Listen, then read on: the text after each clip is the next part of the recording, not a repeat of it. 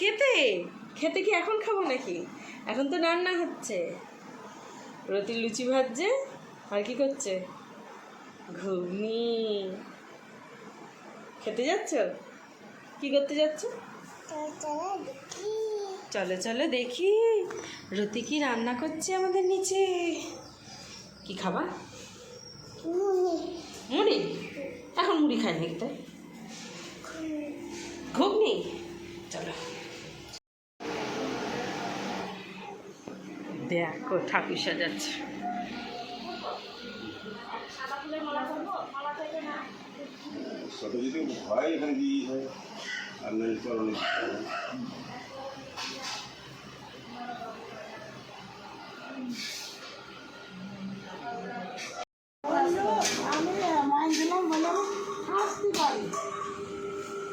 তোমরা আসনি কেন যখন আমার ঠেসে দেওয়ার টাইম?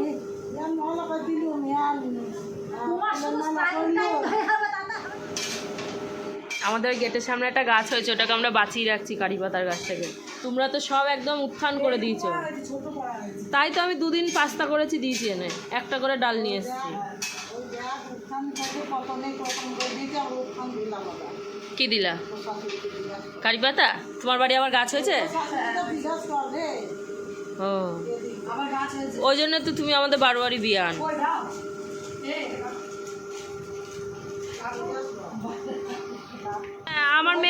আমার মেয়ে সেদিন বলছে, হ্যাঁ না না এদিকে আসতে না হাওয়াটা।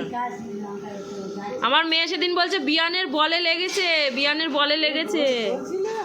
তো ওইদিকে হচ্ছে সব লুচি ঘুগনি করা তো হচ্ছে দেখতে পেলে। আর এদিকে এখন মিষ্টির প্যাকেটগুলো সাজানো হচ্ছে, মানে সাজিয়ে দোকান থেকে এনেছে। ছোটো মা বললো এর মধ্যে আর একটা করে লাড্ডু দিয়ে দাও। আমি এখন সেই লাড্ডুগুলোই দিতে বসেছি। আর মাম্মামকে নিয়ে গেছে কাকা একটু বাইরে, নালে এসে সব ঘেটে ঘ করে দিচ্ছে।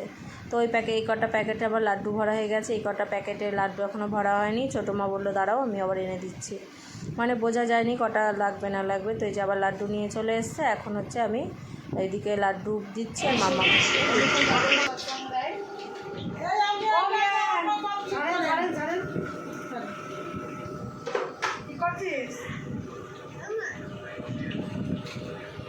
না না এই লুচি করে ভেজে দিয়ে চলে যাবো। আরে ধরবা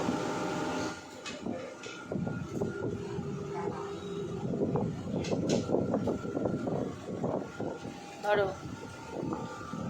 আরে আরে করো।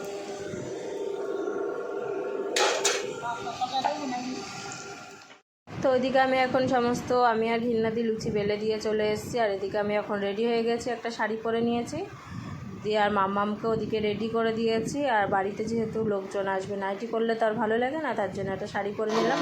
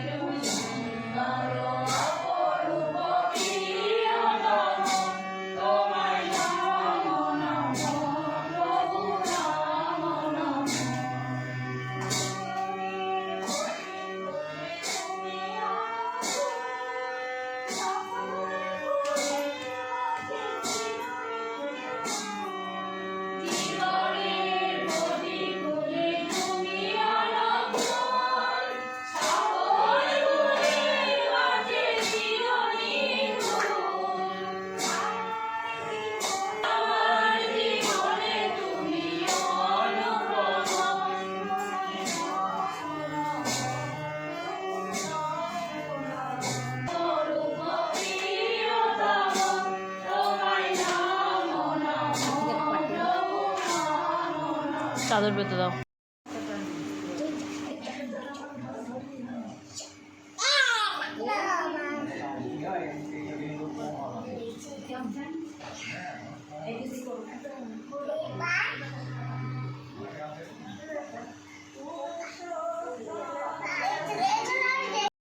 অনেক তুলেছি, পরে পাঠিয়ে দেবো।